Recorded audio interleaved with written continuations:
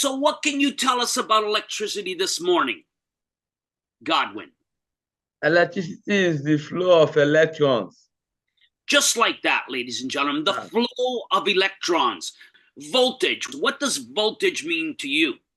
Voltage is the pressure of the current. What is current? Or what would current be measured in? Would you be able to answer that for me? Amps. Amps. Oh, fantastic. So amps. How about, has anybody ever heard of ohms or resistance? So we just mentioned voltage, we just mentioned amperage, we just mentioned resistance. Some of you that mentioned volts. Well, you know what? There was an Italian gentleman, his name was Alessandro Volta. That's who they named volts after Alessandro Volta. This guy from Italy, he was, you know what? He figured out how this pressure that pushes the current along works. So they named volts after Alessandro Volta. Okay? Still in Europe, another gentleman from France, his name being André-Marie Ampère. Ooh, Ampere. So he figured out everything about current. He knew how this current worked and everything. He did all the experiments and everything. So amperes is named after André-Marie Ampère, another real smart guy. And basically now we've got our volts and we got our amperes still in the European area, just about where very close to Belgium, actually, but or in the house, Das Otto, very close to Germany. We had George Ohms. George Ohms, basically, everybody trying to learn about electricity at the time figured out resistance and how the resistance works with electricity. So resistance, we refer to it as in ohms, and ohms named after George Ohms. So that being said, we're starting to learn a little bit of background now to all of these, all the terminology. So when we look at voltage, current, and ohms, the best way I can try to explain electricity to all of us is I'm going to compare it to a river. A river where, what do we have in rivers? Water. Okay? So when we have a lot of water in that river, ladies and gentlemen, Jamal calls it water pressure. So that water pressure is what we would compare it to as the voltage. So water, that water pressure in the river would be the voltage. And that water in the river, as it's flowing, what's it creating as it flows? Current. Current, that's right. And that current, that water that's flowing down the river, that current is what we would be measuring in amperes. So the current of that river would be the amperes. And then of course, as the water is going along that river, sometimes we have some really wide spots in the river. And then sometimes the river gets very, very narrow. And then it might get wide once again. So as the water, as that current is flowing through the river, where the river is wider, it's going to have less resistance. Where the river gets skinnier, there's going to be more resistance. All that water's trying to get through in a really skinny spot. So the size of the river or the size of the wire is what's going to determine the resistance. Now that we've highlighted what pressure is, the voltage, what the current is, amperage, and what the resistance is, ohms, I'm going to put a nice little chart that I compiled for us on the screen. First image I'm going to place on our screen is this one right here. Now, the image in your book will not have all the red writing on the right-hand side. When we start to learn about formulas, amps times volts is one of the formulas we'll be dealing with. Amps times volts gives us the total wattage. Wattage is how we measure power, which we're calling total capacity over here. Well, when we are going to be wiring things up, we don't want to wire things up to their total capacity. We want to wire them to a safety capacity. So ideally, we want that safety capacity to be 80%. The numbers that were typed in here on the right side of our screen, ladies and gentlemen, these numbers right here, what they did is they rounded it down to the next whole number. So the numbers that are here are actually even safer than the numbers we're talking about because it's a little bit more than 80%. But the numbers that I wrote in red pen is the true 80% of those total capacities. 80% of 1800 watts is 1440 watts. 80% of 2400 watts is 1920. Okay? 80% of 3600 watts at 30 amps is 2880. So the numbers that I put in red are exactly 80%. If you look at the numbers that are sitting right above them, what they did is they just rounded it down to the next whole number. They're saying 1400 as opposed to 1440. So I just wanted to give you this chart with the actual 80%. Making sense? The ones that I did in red pen, that would be the true 80%. Take a picture of that if you didn't. Okay, we will most likely be looking at it again in more detail tomorrow when we learn about different types of switches. This particular type of switch we're going to be taking a picture of is what we call a three-way switch. So let's take a picture of this now, ladies and gents. I color-coded everything here for us just to make it easy. You can take a picture of that right now. Now, I'm going to put up another image, which you'll want to take a picture of, and we're going to start to walk our way through this image right here. Some of the things that we've already started to discuss, ladies and gentlemen. Let's open up this page right here. We started talking about volts. When we are looking at formulas, ladies and gentlemen, electrical formulas, when you're writing or doing electrical formulas, volts is identified in a capital V. So when you see a capital V in an electrical formula, it's making reference, obviously, to volts.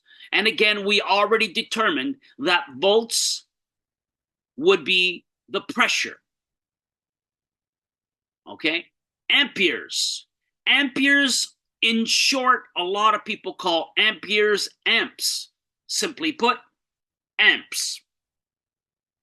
Also, when we are looking at amps in electrical formulas, it might be identified with a capital I, okay? Usually like this, not like the one I wrote there, a capital I like that. So it might be identified with the capital letter I like that, or it might be identified with a capital A. Fair enough? And then when we talk about resistance, ladies and gentlemen, resistance, we refer to it in ohms. Ohms is the resistance, and usually in formulas, it is identified with a lowercase r. Of course, sometimes it might appear as an uppercase r, but r is for resistance. So again, just below that, you could see I've got a capital I, making reference to current. Current is equal to ladies and gentlemen, I'm wording out a formula right here. So we're saying here, current is equal to capital V, voltage, divided by lowercase r, resistance. So right below it, I've written down the formula, and I'm saying current equals voltage divided by resistance. Fair enough? That's one formula that we may be dealing with. Okay. Power, ladies and gentlemen. When we talk about electrical power, sometimes in formulas, you may see a capital P identifying power. But power is also measured in watts. How much watts? How many watts are we using? How much power are we using? Watts is identified with a capital W. Some more formulas. The formula right below here, I am saying the exact same thing in two different ways. I'm saying power equals volts times amps. That's the same as saying watts equals volts times amps, or amps times volts. It's the same thing. Volts times amps or amps times volts equals watts.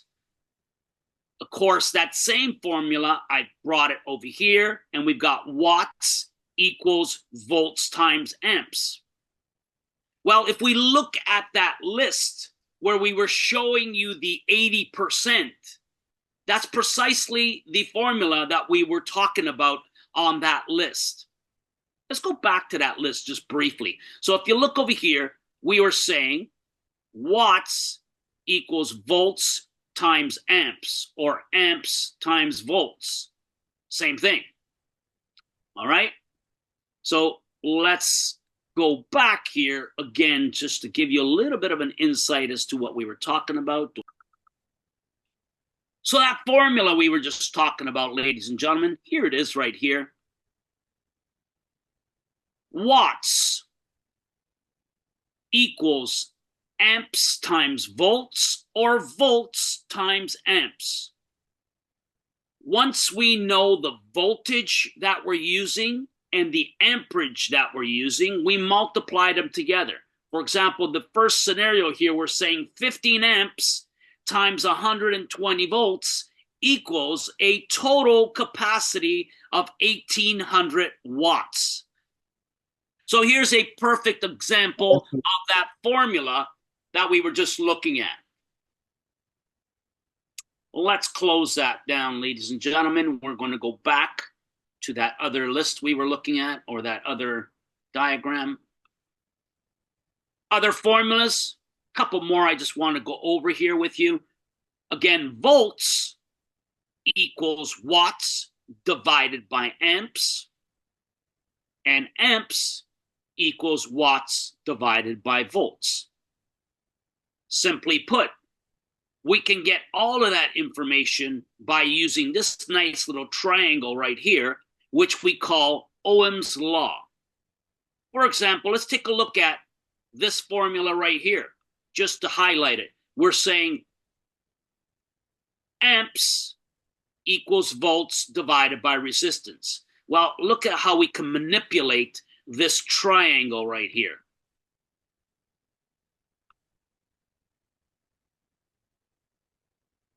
Amps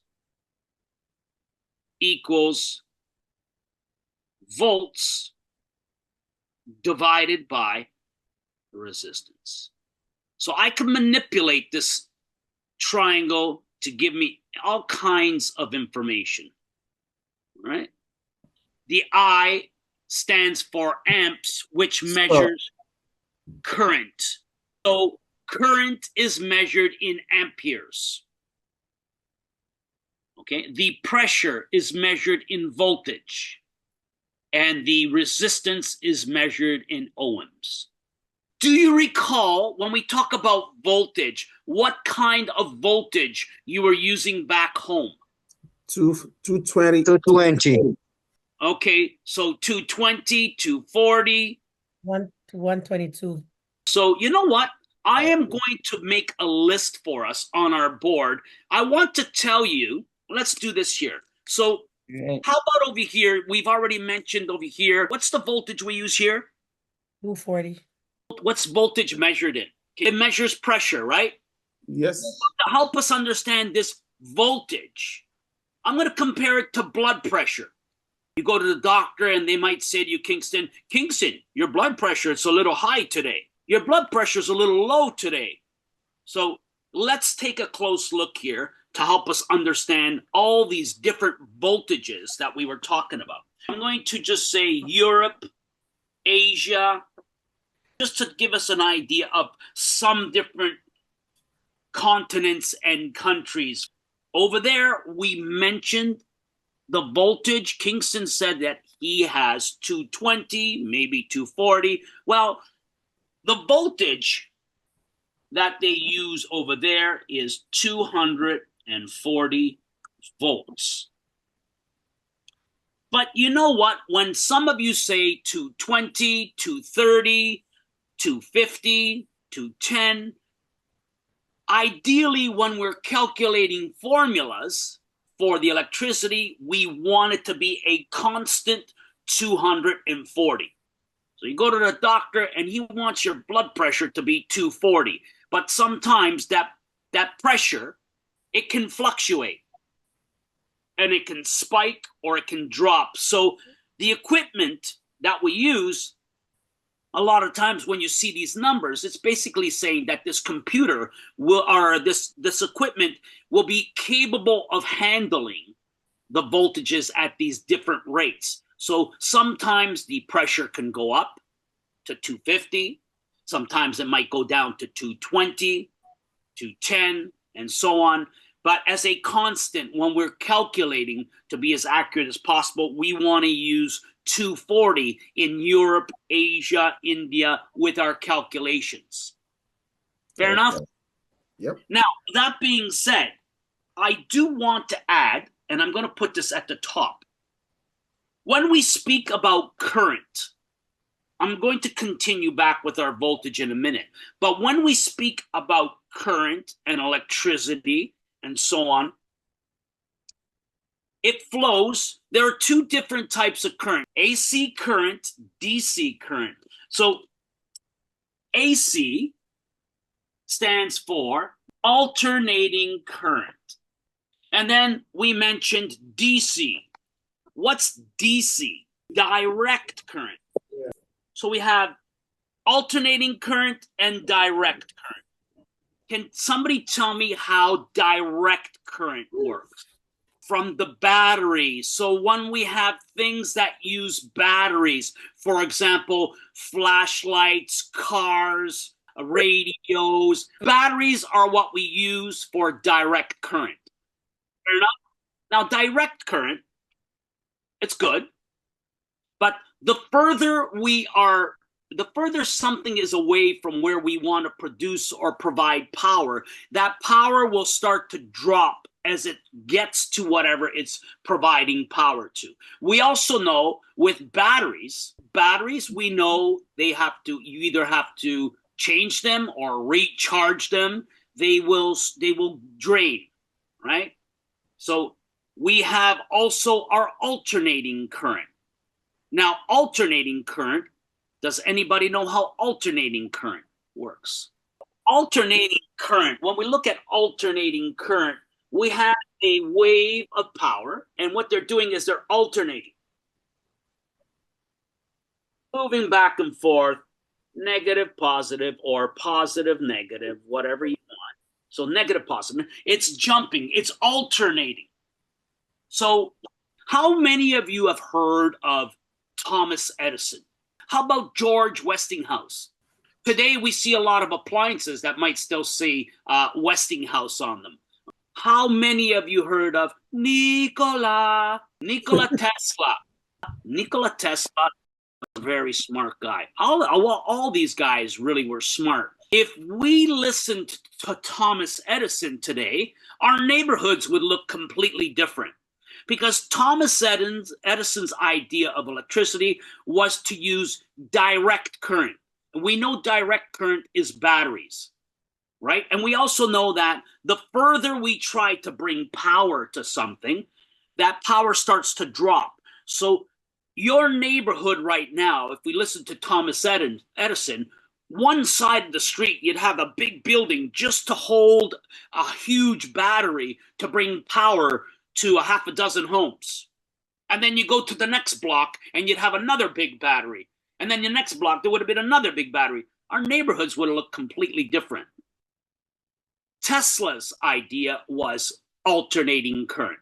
So eventually, they saw the light. And today, most countries, all countries, when they are producing power or using power for residential or businesses, we are using alternating current. Okay. Now, if you look at a car, yes, some of you might say, well, cars have batteries, but a car also has an alternator, which helps to keep that battery charged. So we do use the battery, but the alternator, because things are rotating and moving, is able to recharge the battery. And if your alternator goes on your car, your battery is not going to last that long. So now that being said, that's a whole different concept there. Now that we understand we use alternating current, the alternating current in Europe, let's go back to our list right now. It fluctuates. It will alternate 50 times per second. And that term that we're going to be using now is what we refer to as hertz. So in Europe, Asia, India, they use 240 volts, and it will go at 50 hertz. It fluctuates 50 hertz. They have 240 volts, fluctuating, alternating current. I'm going to put here AC, 240 volts, 50 hertz. And then if we look at here in North America, I'm just going to write North America, but most of South America and the islands also use 120 volts. Alternating current, 120 volts. And now the voltage over here actually fluctuates. That current will fluctuate over here 60 times per second. So it fluctuates a little quicker here. So it's 60 hertz. Let's take a picture of this. Ideally, over here in North America, sometimes the voltage might drop. Sometimes it goes up. We are trying to maintain 120 volts. We're basically going to be concentrating on the most through this through the next couple of days of electrical is what we call single phase electricity. For example, we have three-phase electricity as well, which even here in Canada, what we're talking about now, when we talk primarily of the main voltage that we use in a residential home or in businesses, mostly we are using 120 volts. In Europe, Africa, Asia, India, mostly they are using 240 volts. Again, that little bit of difference in voltage, it's that pressure that's fluctuating. Fair enough? On that note, when we start talking about different phases of electricity, other voltages that we would use here, okay, in businesses and so on, we also have 240 here. We also have 347. We also have 400, 600, 1200, 1,000. There's all kinds of different voltages that we may need to use. But when we are looking at a common household over here, we're talking about 120 volts. When we look at a common household in Europe, we're looking at 240. Starting to see where we're going with this now, ladies and gentlemen? So we're just basically going to be concentrating mostly on single-phase electricity. Over here in our homes, we use 120 volts. Agreed? Yep. Question. Yes. Does anybody know how many volts we need to use for your stove? 240? we have two cables that come into the house, Kingston, and both of those cables, 120 plus 120 equals 240. When I use those two cables together in a house, I can now provide 240 volts to some of my appliances. For example, a stove or a dryer, okay? They both need 240, so we get voltage from both of them. See that? But over here, you will say that we are working with a safer voltage. It is safer here than it would be in other countries that are using a higher voltage, that pressure, okay? That'll knock you off your feet. Now, that being said, even though we are using a safer voltage here, doesn't mean it won't hurt you, okay? Going back to batteries, for example, we have different voltages on batteries. We have 9-volt batteries, for example, the little tiny batteries. Harmless, right? Well, you know what? Believe it or not, if you have a sensitive heart and you get a shock off that, it might hurt you as well, okay? So, of course, over here, 120 volts, in most cases, if you get a shock, you'll be okay. You'll be able to save yourself. On that note, as we learn more about electricity and you are working with electricity, always turn the power off, okay? And even when the power's off, always work with that electricity as if the power is on. So you tell yourself, even though you know the power is off, you work the back of your head saying, I have to be careful because the power might be on. Because you know what? It happens. Sometimes you think you turned the power off, but you really didn't turn it off. Or sometimes you turn the power off and somebody goes ahead and turns it on without telling you. So even when we know the power's off or we think it's off, we want to work with it as if the power is still on. So one good thing to do when we work with power, never put both your hands in what you're working on. Okay, what we're going to learn about electricity, in order for it to flow, it has to have a closed path. So if you touch something that's live here, and you're holding something of, metals are great conductors of electricity. So if you touch the power here and you're holding metal here, that power is going to travel right through you and out through that metal. That's when you're going to get hurt. That's when you get electrocuted or hurt really badly. So when you're working with electricity, only use one hand where there's wires. Don't put both hands, or don't be touching metal with one hand while you're working on something. Because now you're closing the circuit. You're creating a path for that electricity to flow through. But if you only go in with one hand, you might touch something live. It's going to give you the opportunity to let go. Okay? See, when you close that circuit and that power starts to go through you, you're not going to be able to even let go. All right? Interesting, ladies and gentlemen, especially when we start working with higher voltages and so on. Okay, voltage and volts, it's just two different ways of referring to volts. Yes, voltage and volts. How many volts does that carry? What voltage of that wire? So it just depends on how we would use the term in a sentence.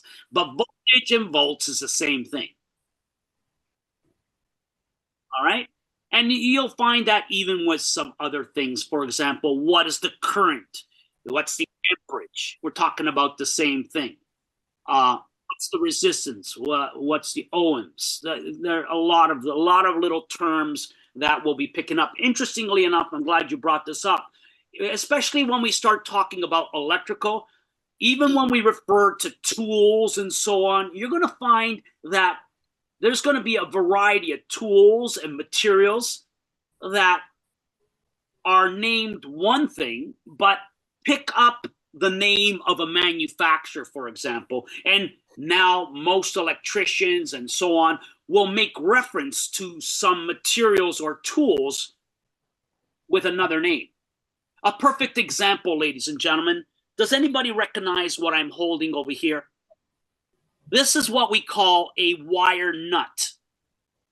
This wire nut, we will connect wires and put this cap on top to protect the wires or to make a connection. Well, this wire nut, as we call it, is over here in Ontario, for example, most electricians refer to wire nuts as a marette. Now, a marette is a wire nut. Marette is a big manufacturer of wire nuts. For the longest time, they were one of the largest manufacturers. So today, electricians, most electricians, they might say to you, Jamal, can you pass me some wire nuts? But most likely over here, they might say, Jamal, can you give me a handful of marettes? So does anybody recognize this tool here? This tool, its real name is what we call an open grooved plier. One of the largest tool manufacturers for electrical tools is called Channel Lock. A lot of my electrical tools are made by Channel Lock. That's my favorite brand for electrical tools. That being said, if I can recommend some other manufacturers for electrical tools, I would recommend Klein and I would recommend Greenlee. Also, some real good trades or manufacturers of electrical tools. That being said, this is an open groove plier.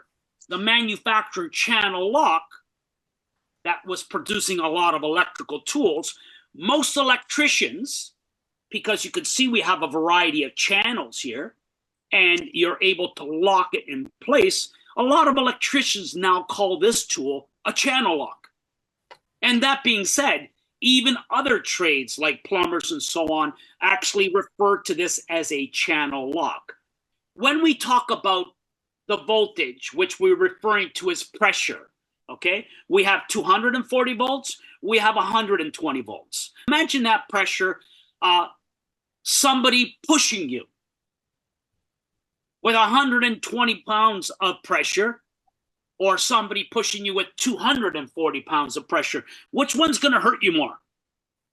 240, of course. Ah, there you go. So one of them is less, but they could still hurt you. Now we know the common voltage that we use here, which is 120. Bear with me. We are going to show you all of this. I'm going to actually do nice little diagrams for us to show us how the power comes into the house and how we're going to utilize it. So we use 120 volts here, but we bring it into the house 2 times. Okay? And when we need 240, we put the 2 together. Okay, yeah, so that being said, what we'll be learning about, and we'll touch on as well, is what we call transformers and inverters. So that being said, there'll be a perfect example at the school if they still have it. See, the owner of the school brought from where he came from a fridge that runs on 240 volts.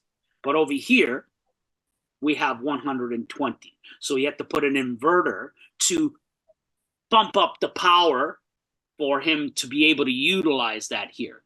So we can bump the power up or we can drop the power down by using a transformer. If you just plug that thing in your wall right here, being 240 volts, it's plainly not going to work. Yeah. So now that being said, same over here. If you had a TV that runs on 120 volts and you plug it into 240, it's going to go boom. Once we go over a little bit more information, I'm going to start to show us a bit more, some examples on how the power enters and leaves a circuit. And over here, when we talk about the flow of power, we have a hot wire And then we have what's called a neutral, which is, we're going to call that the messenger. And it goes back and says, we need more power or we don't need more power. So when we talk about a circuit, we're going to be learning more about the hot wire and what we call a neutral. So bear with me. Now, that being said, a wire nut is a connector that will isolate and insulate everything to make it safe and protected. Some connectors are completely exposed. So there's different variations of connectors, but when we're connecting two wires together and we want to make them safe, we're going to use what we call a wire nut, where the wire will not be exposed for anybody to touch. This one here, or this style here, is what we call a wire nut, where we're connecting things but making them safe. A newer version of this, ladies and gentlemen, in the last 20 years or so, are becoming more and more popular, where we don't have to twist the wires together, is something like this, which we call a Wago nut. Wago is the manufacturer. Again, this is also a wire nut, but now this one here is picking up the name of this manufacturer, which introduced them. We lift these little clips, we stick the wire in the hole, and then we close them, and that's what holds the wires connected.